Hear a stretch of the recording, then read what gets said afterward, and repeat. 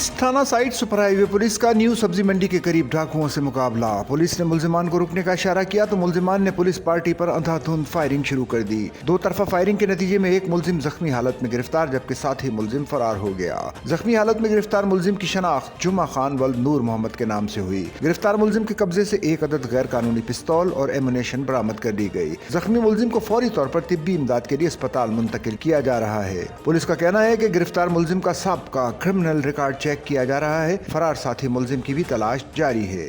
सचल news network की videos में खुशामदीद। नाजरीन, वीडियो से मुतालिक अपनी कीमती राय का इजहार कमेंट बॉक्स में जरूर करें और चैनल को सब्सक्राइब करें।